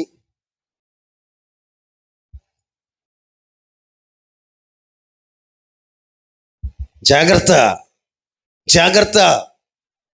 బైబిల్ ఏమని చెప్తుందో తెలుసా? వాని వాని క్రియల చొప్పున తీర్పు తీర్చబడుతుంది. భూమి మీద ఉన్నప్పుడు దేవుని యందు భయం కలిగి ఉండాలి. ఏం కలిగి ఉండాలి? భయముతో గడపాలి. భయం ఉన్నప్పుడు నీకు ఎప్పుడైతే దేవుని భయం నువ్వు కలిగి ఉంటావో నువ్వు పరిశుద్ధత కలిగి బ్రతుకుతావు. ఆమేన్ చెప్పండి. పరిశుద్ధత కలిగి బ్రతుకుతావు. భయము లేనిప్పుడు నువ్వు ఎలా ఉంటావో తెలుసా? విచ్చలవిడి జీవితానికి అలవాటు పడతావు. ఏ జీవితం? విచ్చలవిడి జీవితం. రక్షణ పొందిన నీవు ఆయన విలువైన రక్తాన్ని ఎందుకు కార్చాడు? ఆ రక్తపు విలువను నువ్వు గుర్తించావా? నీ తుచ్చమైనటువంటి ఆశల కోసం, నీ శరీర ఆశల కోసం నీ జీవితంలో దేవుని రక్తాన్ని నేల కింద వేసి తొక్కుతున్నావు కదా, మరలా నువ్వు సిలువ వేస్తున్నావు కదా. నీకు తీర్పు తీర్చకుండా ఉంటాడా? వేవేల పరిశుద్ధుల మధ్యన నీకు తీర్పు తీరుస్తాడు. ఏం తీరుస్తాడు? తీర్పు తీరుస్తాడు. అందుకే ఈ దేశంలో పరదేశులై ఉన్నంత కాలం భయముతో గడపాలంట. ఎలా గడపాలి? ప్రభు చూస్తున్నాడు. ఏం చేస్తున్నాడమ్మా? ప్రభు చూస్తున్నాడు. ప్రభు సర్వాంతర్యామి. చెప్పండి. అంటే ఆయన ఒక చోట మాత్రమే ఉండేవాడు కాదు, సర్వం వ్యాపించి ఉంటాడు. ఏం చేస్తాడు? నువ్వు బాత్రూంలోకి వెళ్ళేవా, నీతో పాటుకు వస్తాడు.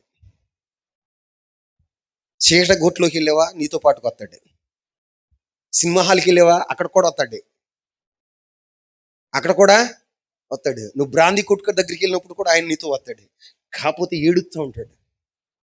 ఏం చేస్తూ ఉంటాడు? ఏడుస్తూ ఉంటాడు. నా బిడ్డ ఈ పని చేస్తున్నాడు, నా బిడ్డ ఈ పని చేస్తున్నాడు. తర్వాత ఇక ఆ కొట్టు దగ్గరికి వెళ్ళి వచ్చిన తర్వాత నీతో మాట్లాడ్డాక, వింటున్నావా సత్యబాబు? ప్రభువా అంటే నేనున్నానుగా అనేవాడు. ప్రభువా అంటే నేనున్నానుగా, ధైర్యంగా ఉండు. ఏమన్నాడు? ధైర్యంగా ఉండు. ప్రభువా ఈ పరిస్థితి ఏంటంటే నేను సరళం చేస్తా. ఏం చేస్తా? నిన్నటి వరకు నీతో ఉండి సరళం చేసిన దేవుడు ఈ రోజున నీతో కూడా రాకపోవటానికి దేవుడు నాతో రాడు అని మాకుండే. ఆయన నీతోనే ఉంటాడు, కానీ మౌనం అయిపోతాడు. ఏమైపోతాడు? ఆయన ఎలాంటి వాడో తెలుసా? తల్లి మర్చిన, తండ్రి విడిచిన నిన్ను విడువని దేవుడు. పర్వతములు తొలగిన, మెట్టలు తత్తరిల్లిన ఆయన కృప నిన్ను విడిచిపోని దేవుడు. కానీ హృదయ అంతరంగంలో ఉండి మౌనంగా ఉంటాడు. ఎలా ఉంటాడు? దేవుడు మౌనం అయిపోతే, దేవుడు నీకు స్పందించకపోతే, దేవా దేవా దేవా అని నువ్వు ప్రార్థన చేస్తుంటే ఆయన స్పందించకపోతే అసలు హృదయంలో ఎంత వేదన ఉంటుందండి. ఎంత బాధ కలుగుతుందండి. ఆయన మాట్లాడపోతే, ఆయన నిన్ను దర్శించకపోతే, ఆయన నీకు ప్రత్యక్షతని ఇవ్వకపోతే, మౌనంగా ఉన్నాడు అనుకోండి, ఆ వేదన చెప్పుకోలేని వేదన. నాలో జీవనం కోల్పోయేమను, నాలో నుంచి జీవాన్ని కోల్పోయేది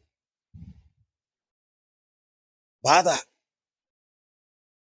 ఆయన సర్వము వ్యాపించి ఉన్న దేవుడు ఎక్కడైనా ఉంటాడు. నువ్వు కోరేపల్లిలో ఉన్నంత మాత్రమే, కోరేపల్లిలో ఉంటే మాత్రమే ఆయన ఉంటాడు.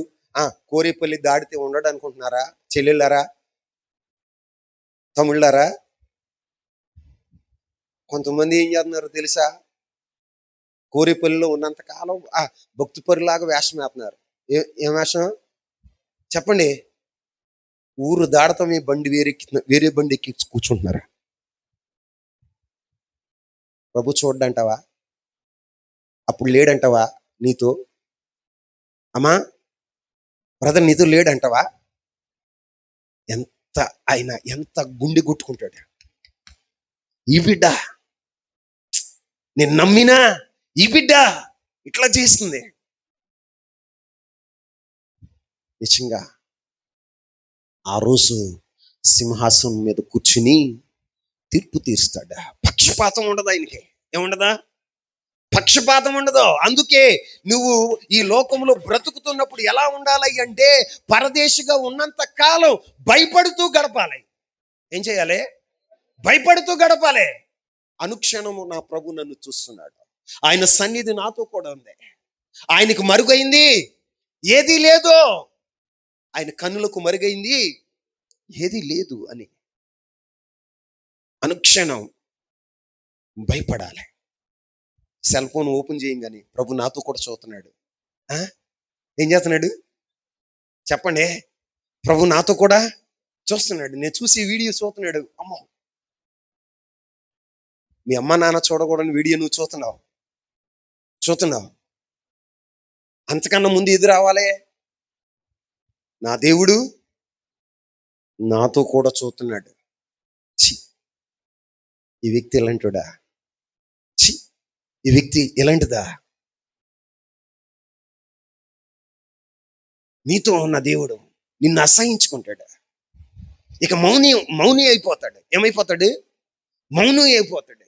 నీ గురించి పని చేయటానికి ఆయన ఇష్టపడ్డాడు. నువ్వు పిలుస్తావు, స్పందించడు. అయ్యా అయ్యా అయ్యా చెవులు మూసుకుంటాడు. ఏం మూసుకుంటాడు? చెవులు మూసుకుంటాడు. నీ అతిక్రమం పోయేంత వరకు, నీ పాపం తొలగేంత వరకు దేవుడు నీతో మాట్లాడడం, స్పందించడం. కానీ నిన్ను మాత్రం విడవడం. ఏం చేయడు? నిన్ను మాత్రం విడవడు. స్పందించడు. నీ గురించి స్పందించడు. ప్రియమైన సహోదరుడా, సహోదరి, నువ్వు పరదేశిగా ఉండు అంటున్నాడు. పరదేశిగా ఉన్నప్పుడు ఈ లోకంలో ఎలా ఉండాలంటే తెలుసా? అనుక్షణం భయపడుతూ ఉండాలి.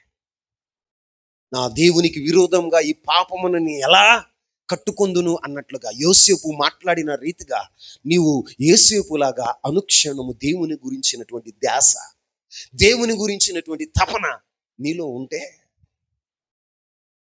అప్పుడు నిన్ను గురించి సింహాసనం మీద కూర్చున్నప్పుడు సంతోషించేవాడగా ఉంటాడు. ఆమె నేను చెప్పే మాట ఏంటంటే, మొదట నీవు ఈ లోకంలో పరదేశిగా ఉన్నంత కాలం భయముతో గడపాలి. ఏం గడపాలి చెప్పండి? భయముతో గడపాలి. 2, మనం పరదేశులుగా ఉన్నంత కాలం ఈ లోకంలో ఎలా ఉండాలో తెలుసా? చూడండి,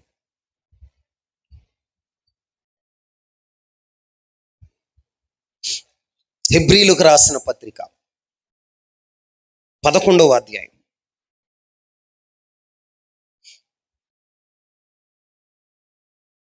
13వ వచనం. వీరందరూ ఆ వాగ్దాన ఫలము అనుభవింపకపోయినను దూరము నుండి చూసి వందనము చేసి తాము భూమి మీద పరదేశులమును యాత్రికులమునై ఉన్నామని ఒప్పుకొని విశ్వాసము గలవారై ఏం కలిగి ఉన్నారు?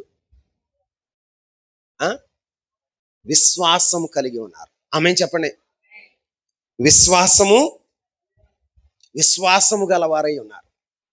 నువ్వు కూడా నువ్వు కూడా ఈ భూమి మీద బ్రతుకుతున్నప్పుడు పరదేశం అన్న సంగతి నువ్వు గుర్తించి, ఒకటి భయం కలిగి, నువ్వు ఎంతకాలమైతే ఈ లోకంలో ఈ దేశంలో నువ్వు బ్రతుకుతావో అంతకాలం భయముతో గడపాలి. రెండు, నీ జీవితంలో విశ్వాసం కలిగి ఉండాలి. ఏం కలిగి ఉండాలి చెప్పండి? ఏం కలిగి ఉండాలి? ఏంటి విశ్వాసం? విశ్వాసం అంటే అసలు అర్థం ఏంటి? మొదటి వచనాన్ని చదువుదాం. హెబ్రీయులకు రాసిన పత్రిక 11వ అధ్యాయం మొదటి వచనం. విశ్వాసం అని ఉన్నది నిరీక్షింపబడు వాటి యొక్క నిజ స్వరూపమును అదృశ్యమైనవి ఉన్నవనుటకు రుజువునై ఉన్నది. ఆమేన్ చెప్పండి. ఇప్పుడు మనందరి విశ్వాసం ఏంటి? మనందరి విశ్వాసం ఏంటి? మనం ఈ లోకంలో పరదేశం, మనది ఈ లోకము కాదు. మనకొక పరలోకం ఉంది. ఏ లోకం? ఒక లోకం ఉంది. ఆ లోకము మనది. మనం ఈ లోకంలోనికి ఎందుకు వచ్చామయ్య అంటే యాత్ర చేయటానికి వచ్చాం. చెప్పండి, యాత్ర చేయటానికి వచ్చాము అన్న వాళ్ళందరూ చెప్పండి. నేను ఇక్కడే ఉంటాను అన్న వాళ్ళు మాత్రం మౌనంగా ఉండండి. యాత్ర చేయటానికే వచ్చాము అన్న వాళ్ళందరూ చెప్పండి. నేను యాత్ర చేయటానికే వచ్చా.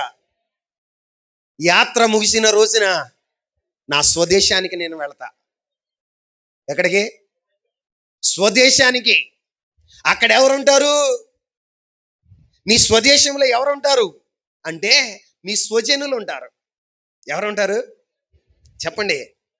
మోషే భక్తుడు అంటాడు, తన చనిపోయే సమయంలో ఆయన చెబుతున్న మాట ఏంటో తెలుసా? నేను నా స్వజనుల యొద్దకు వెళతాను.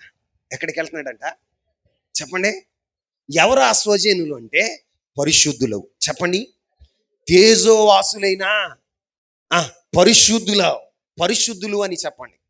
తేజోవాసులైన పరిశుద్ధులతో నువ్వు కలుసుకోబోతున్నావు. ఆ పరిశుద్ధులు నిలిచేటువంటి తేజోవాసులు నివాసం చేసే ఆ మహిమలోకం నీది. ఆమేన్. ఆ మహిమలోకములో మహిమ సింహాసనం మీద తేజోమయుడైనటువంటి ప్రభుని నేను కలుసుకునేదే ఆ మహిమలోకం. ఆ మహిమలోకం ఉంది కాబట్టి నేను మహిమలో నుండి వచ్చా. ఎక్కడి నుంచి వచ్చా? జగత్తు పునాది వేయబడక ముందలే మహిమలో మనల్ని దేవుడు ఏం చేశాడు? కలగ చేశాడు. ఆమేన్ చెప్పండి. ఇప్పుడు నీవు నీ లోకం ఏదంటే మహిమ లోకం అని చెప్పాలి. ఏ లోకం? ఇప్పుడు ఈ లోకంలో ఉన్నంత కాలం నువ్వేం చేయాలో తెలుసా? నాకు ఒక లోకం ఉంది. ఏముంది? అది మహిమ లోకం. ఆమేన్ చెప్పండి. ఏం లోకం? మహిమ లోకం. అక్కడ మహిమ సింహాసనం మీద మహిమాన్వితుడైన దేవుడు ఆసీనుడై ఉంటాడు. ఆయన దగ్గర సకలమైనటువంటి తేజోవాసులైన పరిశుద్ధులు ఉంటారు. ఎవరు ఉంటారు? అందరూ చెప్పండి. ఎవరో? పరిశుద్ధులైన వారే నీ స్వజనులు. తాగుబోతోడు, తిండిపోతోడు, జులాయికోరోడు వీళ్ళందరూ నీ స్వజనులు కాదు. ఈ లోకంలో నువ్వేమంటావు తెలుసా? బాగా తాగేవాడు బాగా మా అన్నయ్య అండి, బాగా తాగి తందనాలు ఆడోడు కాదు. ఆడు నీ స్వజనుడు కాదు, నీ రక్త సంబంధి కాదు. ఎవరయ్యా అంటే పరిశుద్ధుడు. ఎవరండి? రక్షణ పొందిన వాడికి, బాప్తిసం తీసుకున్న వాడికి, లోకం నుండి వేరైన వాడికి, దేవుని సంఘములో స్థిరపడిన వాడికి స్వజనుడు ఎవరయ్యా అంటే పరిశుద్ధుడు. ఎవరండి?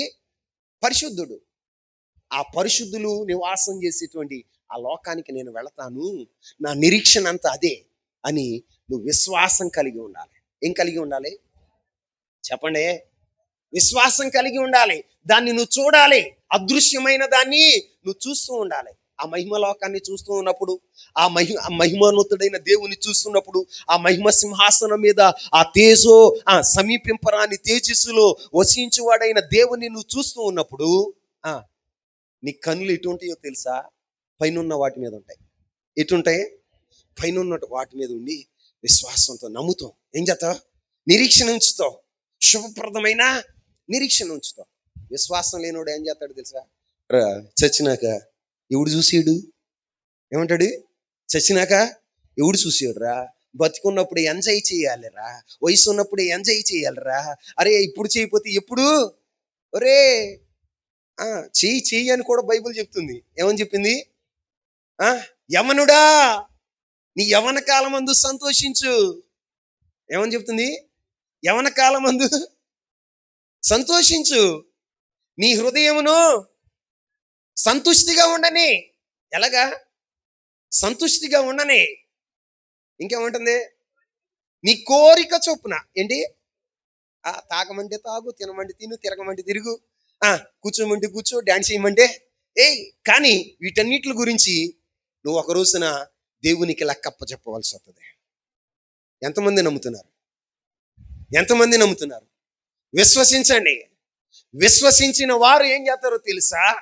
వాళ్ళు ఎవరైతే విశ్వసిస్తారో ఈ లోకంలో మేము పరదేశము యాత్రికులమని గుండెల్లో దైవికమైన భయం కలిగి, ఇదిగో ఈ లోకంలో ఏం లేకపోయినా పర్లేదు కానీ నేను పరలోకంలో పరిశుద్ధులతో కూడా నేను నివాసం చేస్తాను, ఈ లోకంలో కరువు అనుభవిస్తాను, వస్త్రహీనత అనుభవిస్తాను, ఖడ్గాన్ని అనుభవిస్తాను, శరసాలను అనుభవిస్తాను, కానీ నా నా నా నా దేవుని సన్నిధిలో ఆ నిత్యమైనటువంటి ఆ మహిమ లోకంలో పరిశుద్ధులతో కూడా సంతోషాన్ని అనుభవిస్తాను.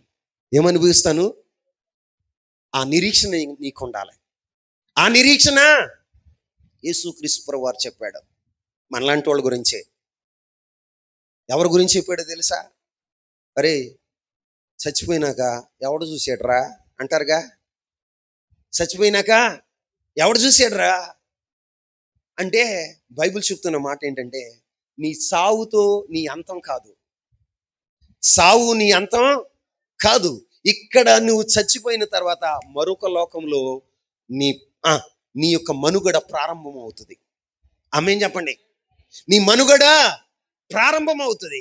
ఈ లోకంలో నువ్వు బ్రతికిన దాన్ని బట్టి దేవుని యందు భయభక్తులు కలిగి, విశ్వాసం కలిగి, నిరీక్షణ కలిగి నువ్వు బ్రతికితే కష్టమైన, నష్టమైన, వ్యాధైన, బాధైన దేవుని యందు విశ్వాసం, ఈ యొక్క శ్రమలు నాకు కొంతకాలమే ఉంటాయి, ఈ వ్యాధి నాకు కొంతకాలమే ఉంటుంది, ఈ లోకంలో నేను కొంతకాలం మాత్రమే యాత్ర చేస్తాను, నా యాత్ర ముగించిన తర్వాత ఇదిగో ఆ మహిమ లోకంలో నేను నా యొక్క మనుగడను ప్రారంభిస్తాను అని ఎవరైతే శుభ నిరీక్షణ కలిగి ఉంటారో వారు ఈ లోకంలో ఎన్ని శ్రమలైనా అనుభవించడానికి ఇష్టపడేవారుగా ఉంటారు. ఎందుకంటే యేసయ్య చెప్పాడు, ఒక మాట చెప్పాడు. ఆయన ఈ లోకంలో శరీరధారిగా ఉన్నప్పుడు ఆయన చెప్పిన మాట ఏంటో తెలుసా? అయ్యా, ఈ లోకంలో ఒక ధనవంతుడు, ఒక బీదవాడు ఉన్నాడు. బీదవాడి పేరు లాజరు, ధనవంతుడి పేరు నేను చెప్పను అన్నాడు. ఏమన్నాడు? ధనవంతుడి పేరు నేను చెప్పను అన్నాడు. చెప్పను అని చెప్పి ఆ ధనవంతుడు తనకిష్టం వచ్చినట్లుగా, ఎట్లాగా చెప్పండి, దైవికమైన భయం లేకుండా, నిరీక్షణ లేకుండా, ఇదిగో ఎవ్వరి మాట వినకుండా తన ఇష్టం వచ్చినట్లుగా, అంటే శరీరం చేయమన్నది చేశాడు, కళ్ళు చూడమన్నది చూశాడు, తన శరీరం దేని బట్టి ఆనందించమందో దాన్ని బట్టి ఆనందించాడు. ఏది తాగితే నీకు సంతోషం వస్తుందో, ఏది చేస్తే నీకు సంతోషం వస్తుందో, ఏది ఎక్కడికి వెళితే నీకు సంతోషం వస్తుందో అక్కడికి వెళ్ళాడు. తన కాలికి వద్దు అని చెప్పకుండా వెళ్ళి వాటి యందు సంతోషించిన వాడుగా ఉన్నాడు. కానీ రెండో వాడు ఎవరో తెలుసా? లాజరు. ఎవరండి? లాజరు బీదవాడు. తినటానికి తిండి లేదు, శరీరంలో ఆరోగ్యం లేదు, కట్టుకోవటానికి వస్త్రం లేదు, నివసించటానికి ఒక నివాసం లేదు. అయినా అతగాడు ఎలా ఉన్నాడో తెలుసా? దేవుని యందు భయభక్తులు కలిగే, ఈ శ్రమలు, ఈ పేదరికం, ఇదిగో ఈ అనారోగ్యం కొంతకాలమే నా జీవితంలో ఉంటాయి. మరలా ఈ దేహాన్ని విడిచినప్పుడు, ఈ గుడారాన్ని నేను విడిచిపెట్టినప్పుడు, మహిమ దేహాన్ని నేను ధరించినప్పుడు పరిశుద్ధులతో కూడా నేను నివాసం చేస్తాను అని శుభప్రదమైన నిరీక్షణతో, విశ్వాసంతో, దేవుని యందు విశ్వాసంతో ఈ లోకంలో బ్రతికాడు. పాపం వైపు చూడకుండా, లోకం వైపు చూడకుండా, శరీర ఆశల వైపు చూడకుండా, త్రాగుడు మత్తు పానీయాల వైపు చూడకుండా శరీరాన్ని పరిశుద్ధంగా కాపాడుకున్నాడు. ఇద్దరు ఒకే రోజున చచ్చిపోయారు. ఏమయ్యారు? ఇద్దరు ఒకే రోజున చచ్చిపోయారు. కానీ వారు వెళ్ళిన ప్రదేశాలు మాత్రం వేరు వేరు. బీదలాజరు అబ్రహాము రొమ్మైన పరదేశికి వెళ్ళాడు, అంటే నిత్యత్వానికి వెళ్ళాడు, నిత్య రాజ్యానికి వెళ్ళిన వాడుగా ఉన్నాడు. ధనవంతుడు మాత్రం అతడు కూడా నిత్యత్వమే. ఆ నిత్యత్వం ఏంటో తెలుసా? పాతాళం. ఏంటండి? అక్కడ పురుగు సావదు, అగ్ని ఆరదు. అతడు పాతాళానికి వెళితే పాతాళంలో ఆ మంటలకి కేకలు వేస్తున్నాడు, రక్కుకుంటున్నాడు. దాహం వేస్తుంది, దాహం తీర్చేవారు లేరు, అతని పైన జాలి పడేవారు లేరు, అతనికి నెమ్మదనేది లేదు. కేకలేస్తున్నాడు, అయ్యో అబ్రహాము, తండ్రి అయినా అబ్రహాము. అతడు వెళ్ళిన ప్రాంతం వేరు. నువ్వు అనుకుంటున్నావేమో చచ్చిపోయినాక ఎవడ చూశాడరా? బైబిల్ ఏది చెప్పిందో అదే జరుగుతుంది. బైబిలు సృష్టి ఆరంభమును గురించి చెప్పింది, సృష్టి అంతాన్ని గురించి కూడా చెప్పింది. బైబిలు సృష్టిలో ఏం జరగబోతుందో చెప్పింది. అవన్నీ కూడా ఏది పొల్లుపోకుండా జరుగుతూ ఉన్నాయి. ఆమేన్. జరుగుతూ ఉన్నాయి. అంటే నీ జీవితంలో నువ్వు నమ్మినా నమ్మకపోయినా, నువ్వు చనిపోయిన తర్వాత నీకు మరొక జీవం ప్రారంభమవుతుందని నేను చెప్తున్నాను. ఆ జీవము, ఆ మనుగడ నీకు ఎలా ఉండాలి అంటే విశ్రాంతికి ఇచ్చేదిగా ఉండాలి, ఆనందాన్ని ఇచ్చేదిగా ఉండాలి అంటే ఈ లోకంలో నువ్వు ఎలా ఉండాలి? ఈ లోకంలో బ్రతుకుతున్నప్పుడు భయముతో గడపాలి, 2 విశ్వాసంతో గడపాలి, 3 నిరీక్షణతో నువ్వు గడపాలి. ఇంకొక మాట చెప్పనా? ఈ మాటలు రాయబడింది ఎవరి గురించి అంటే యాకోబు, ఈ హెబ్రీలకు రాసిన పత్రిక 11వ అధ్యాయం 13వ వచనం రాయబడింది ఎవరి కోసమై అంటే అబ్రహాము, ఇస్సాకు, యాకోబుల గురించి. చెప్పండి. అబ్రహాము, ఇస్సాకు, యాకోబుల గురించి. ఎవరి గురించి? అబ్రహాము, ఇస్సాకు, యాకోబుల గురించి. ఈ యాకోబులు, అబ్రహాము, ఇస్సాకు, యాకోబులు ఈ భూమి మీద బ్రతుకుతున్నప్పుడు ఎలా బ్రతికారో తెలుసా? 9వ వచనాన్ని చదువుదాం. విశ్వాసమును బట్టి అతడును అతనితో ఆ వాగ్దానమునకు సమాన వారసులైన ఇస్సాకు, యాకోబు అను వారును గుడారములో నివసించుచు అన్యుల దేశములో ఉన్నట్లుగా వాగ్దత్త దేశములో పరవాసులైరి. ఆమేన్. పరవాసులుగా ఉన్న వీరు ఎలా ఉన్నారో తెలుసా? అబ్రహాము, ఇస్సాకు, యాకోబులు ఎలా బ్రతికారంటే గుడారాల్లో బ్రతికారట. ఎలాగా చెప్పండి? అబ్రహాము ఇంటిలో 318 మంది ఇంట పుట్టి అలవర్చబడిన వారు ఉన్నారు. ఎవరున్నారు? ఇంట పుట్టి అలవర్చబడిన యుద్ధ సైన్యం ఉంది. అంటే 318 మంది తన ఇంటిలోనే పుట్టి యుద్ధాన్ని నేర్చుకున్నటువంటి సైనికులు ఉన్నారండి. మరి వారికి పరిచర్య చేసేవాటి పనివారు ఎంతమంది ఉన్నారు? పశువులను కాసే కాపర్లు ఎంతమంది ఉన్నారు? గొర్రెలను కాసే కాపర్లు ఎంత ఉన్నారు? తన యొక్క జీవితంలో తనకి కలిగిన ఆస్తిని అంతటిని సంరక్షించేటువంటి మనుషులు ఎంతమంది ఉన్నారు? అంతటి ఆస్తిపరుడిని అడిగితే ఏమని చెప్తాడో తెలుసా? అయ్యా, ఈ లోకాన్ని నేను విడిచిపెట్టాలి, ఈ లోకంలో నేను యాత్రికుడును. ఏమంటాడు? యాత్రికుడు. నాకెందుకయ్యా స్థిరమైన నివాసం? ఈ లోకంలో నాకెందుకయ్యా స్థిరమైన నివాసం? ఎందుకయ్యా అంటే ఈయన చెప్తున్న మాట ఏంటో తెలుసా? అబ్రహాముని అడిగితే ఏమని చెప్తున్నాడో తెలుసా? స్థిరమైన నివాసం ఇక్కడ కాదు, అదిగో పరలోకంలో నా కొరకు దేవుడు తనే స్వయంగా తన చేతులతో, ఆయనే శిల్పకారియు, ఆయనే నిర్మాణికుడై నా కోసం ఒక గృహాన్ని కడుతున్నాడు, ఒక పట్టణాన్ని. అక్కడ నాకు స్థిరమైన నివాసం కావాలి. ఎక్కడ నిర్మలకు? ఎక్కడ? పరలోకంలో. ఎక్కడ? పరలోకంలో కావాలి నాకు స్థిరమైన నివాసం. అన్నాడు. ఆయన వెళ్ళిపోయాడు, యాత్ర ముగించుకుని వెళ్ళిపోయాడు. ఆయన కొడుకు ఇస్సాకు వచ్చాడు. ఇస్సాకు అన్నాడు, నేను కూడా పరదేశినేనయ్యా, నేనేమి ఇక్కడ స్థిరంగా ఉండేవాడిని కాదు అన్నాడు. అయిన తర్వాత ఇస్సాకు చనిపోయిన తర్వాత యాకోబు వచ్చాడు. ఎవరు వచ్చారు?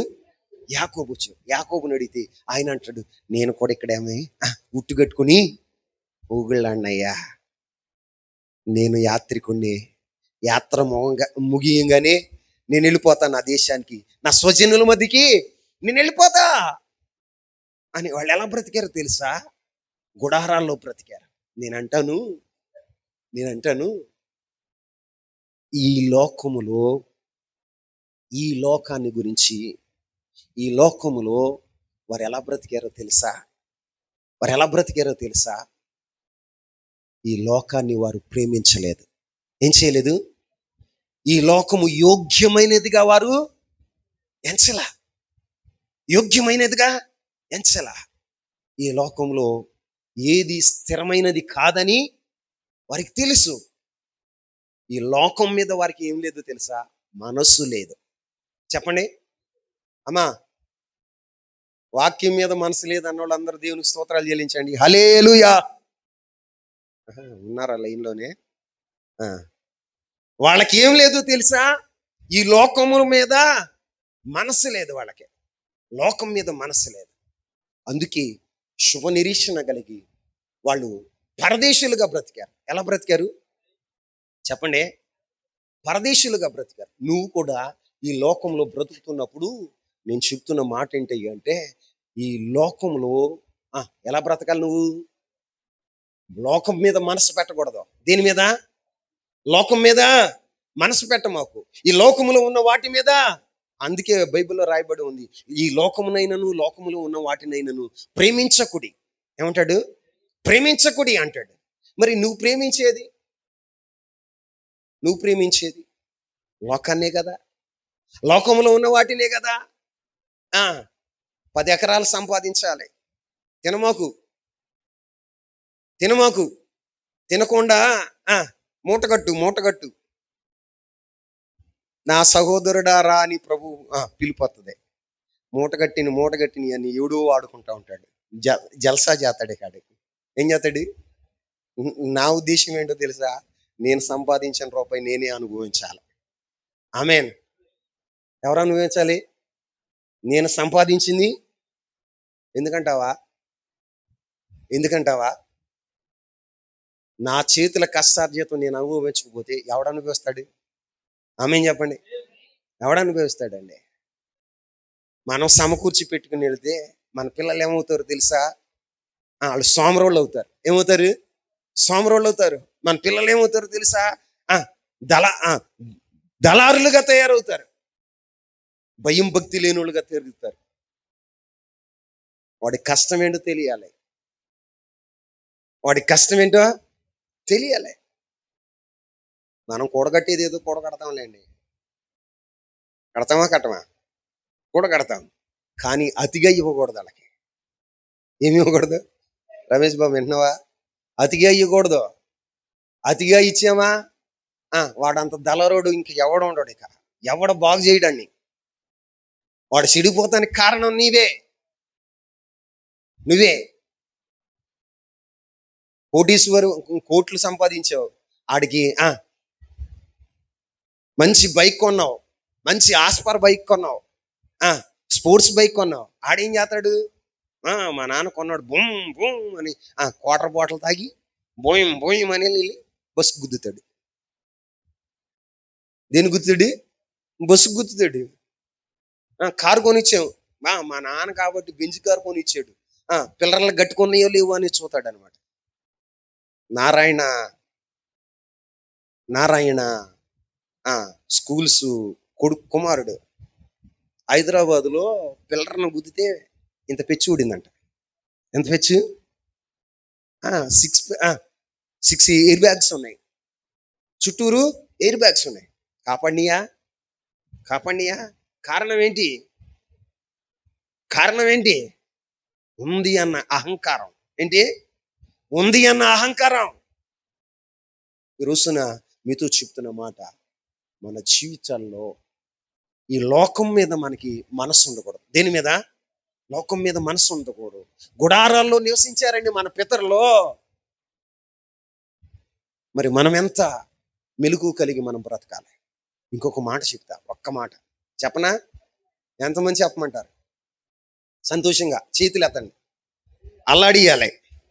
హల్లెలూయా. పరిశుద్ధాత్ముడు అల్లాడాడంట జలముల మీద. ఏం చేశాడు? మరి నువ్వేది? హల్లెలూయా. ప్రసంగాలు చెప్పి చెప్పి బొంగులు పోయినాయా? దేవునికి స్తోత్రాలు చేయలేదమ్మా. హల్లెలూయా.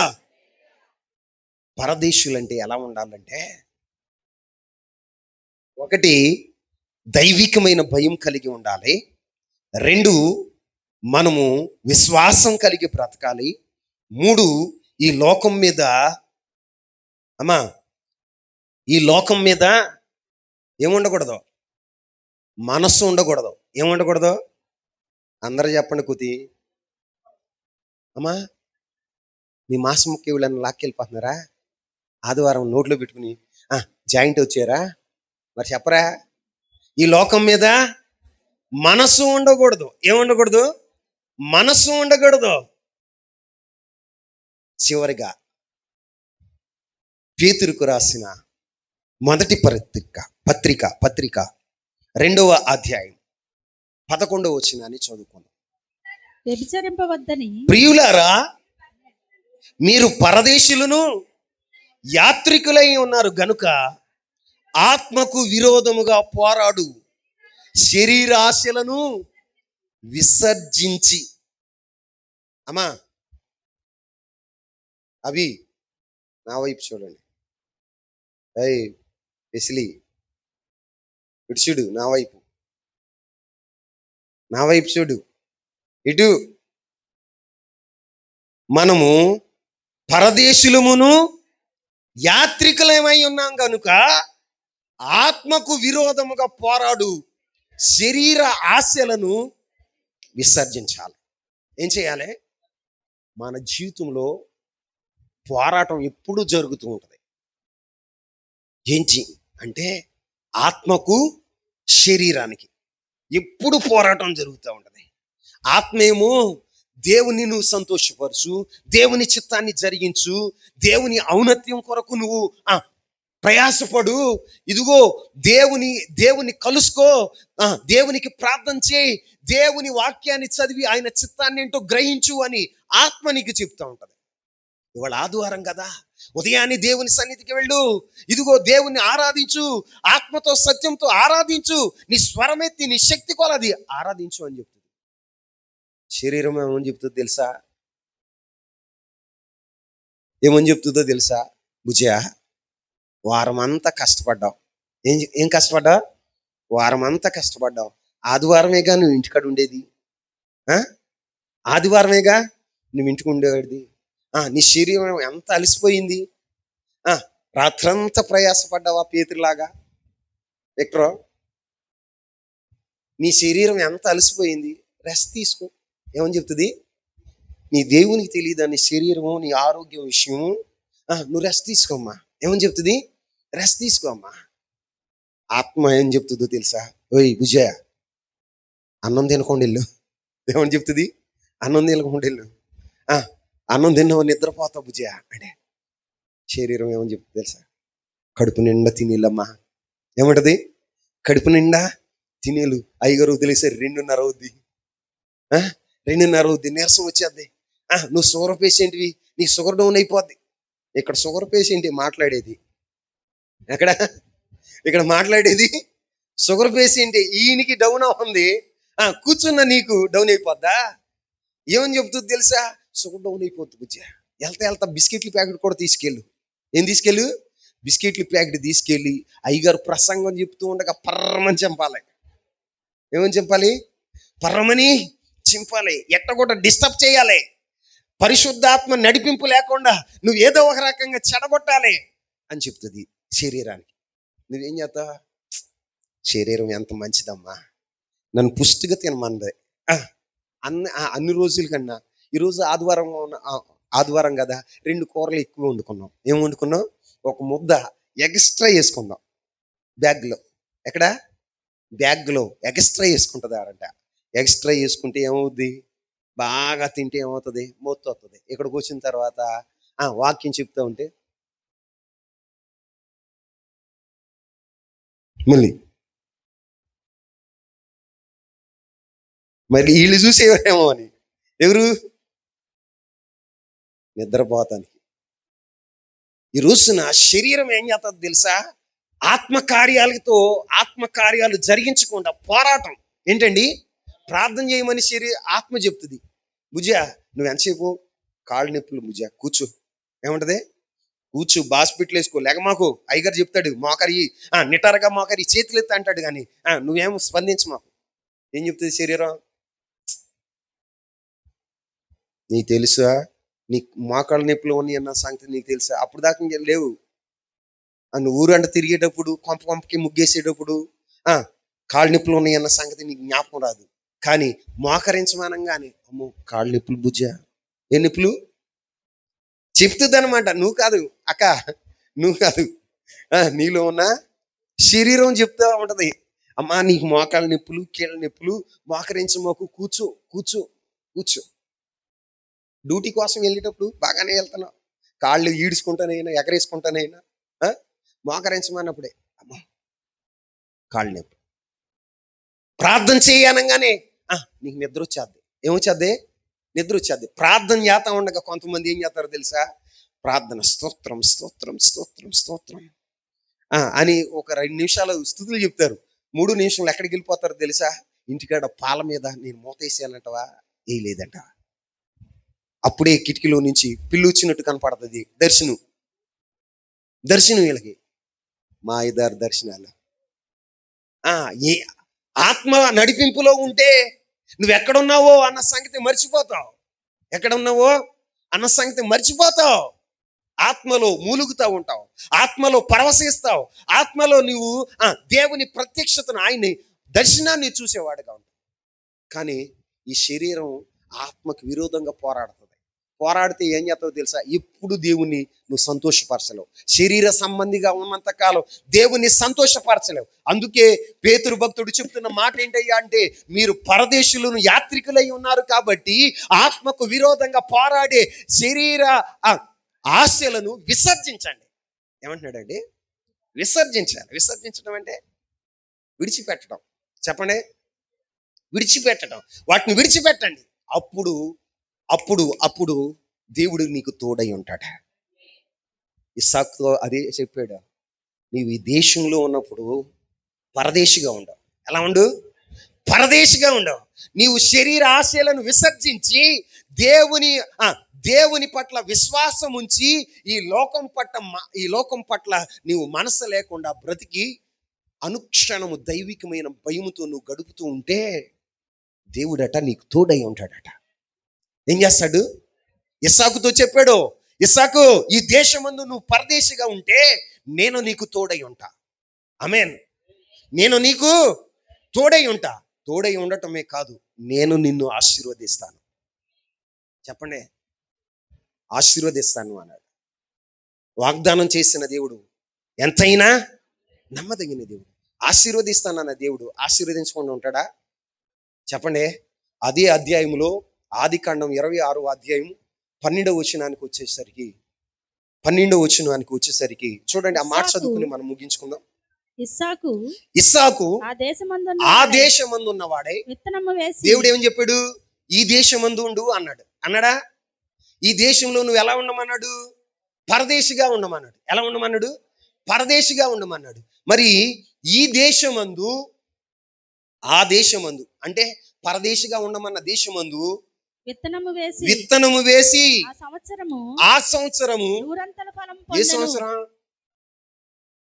ఏ సంవత్సరం? కరువు వచ్చిన సంవత్సరం. ఏ సంవత్సరం? దేశమంతా కరువు ఉంటే ఇస్సాకు విత్తిన చోట 100 ఫలం. ఏ ఫలం? ఆమేన్ చెప్పండి. దేవుడు నీకు తోడై ఉన్నప్పుడు, దేవుడు నిన్ను ఆశీర్వదించినప్పుడు, లోకమంతా కరువు ఉన్నా కూడా నీ కుటుంబంలో ఏముంటుందో తెలుసా? సర్వసమృద్ధి, నూరంతల ఫలం. నువ్వు నూరంతల ఫలం కోసేవాడుగా ఉంటావు. నూరంతల ఫలం. అందుకే ఏమైంది? నూరంతల ఫలం పొందెను, యెహోవా అతన్ని ఆశీర్వదించెను గనుక ఆ మనుషుడు గొప్పవాడాయను. ఆమేన్. ఆమేన్ చెప్పండి అందరూ.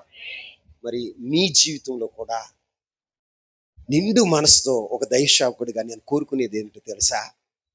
నువ్వు విత్తనం వేసి నూరంతల ఫలం కోయుదువుగాక, నీవు ఆశీర్వదించబడదువుగాక, నువ్వు గొప్పవాడు అయిదువుగాక. నా దేవుని ఉద్దేశం ఏంటో తెలుసా? నిన్ను ఆశీర్వదించాలనే నా దేవుడు ఇష్టపడుతున్నాడు. నీ కుటుంబాన్ని ఆశీర్వదించాలనే దేవుడు ఇష్టపడుతున్నాడు. కానీ ఆయన ఆశీర్వదించాలంటే, ఆయన నీకు తోడై ఉండాలి అంటే, ఆయన మాటకు నువ్వు విధేయత చూపాలి.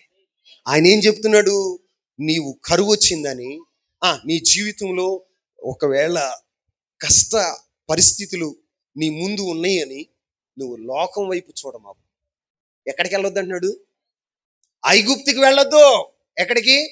ఐగుప్తికి వెళ్ళకుండా ఈ దేశమందు నువ్వు పరవాసిగా ఉంటే నేను నీకు తోడై ఉంటాను, నేను నిన్ను ఆశీర్వదిస్తాను. ఇస్సాకును ఆశీర్వదించిన దేవుడు మీ అందరినీ ఆశీర్వదించును గాక, మీ అందరికీ తోడై ఉండును గాక. మీరు విత్తిన ప్రతి చోట నూరంతల ఫలం కోయుదురు గాక, మీరు గొప్పవారు అవుదురు గాక. గొప్పవారైతే నీతో కూడా ఉన్న వారందరికీ నిన్ను చూసి అసూయ కలగాల. ఆమేనను. ఏం కలగాలే? ఇస్సాకు గొప్పవాడయ్యాడు, నూరంతల ఫలం కోసాడు. అరే దేశమంతా కరువు ఉంది, ఈయన ఇత్తిన చోటే నూరంతల ఫలం ఉంది. ఆ ఫిలిస్తీన్లందరికీ కడుపు ఉప్పిపోయింది. ఏమైపోయింది? అసూయ పడిపోయారు. మా దేశంలో ఉండొద్దు. ఏమంటున్నారు? మా దేశంలో ఉండొద్దు, వెళ్ళిపో. నువ్వు ఏ దేశంలో ఉన్నా నా దేవుడు నిన్ను ఆశీర్వదించును గాక, ఈ వాక్యం వింటున్న నిన్ను గొప్ప చేయను గాక. అట్టి కృపా పరిశుద్ధాత్ముడు మీ అందరికీ దయచేయను గాక. మోకరిస్తారా? చేతులు ఎత్తుతారా? సంతోషంగా మోకరించండి. కొద్ది నిమిషాలు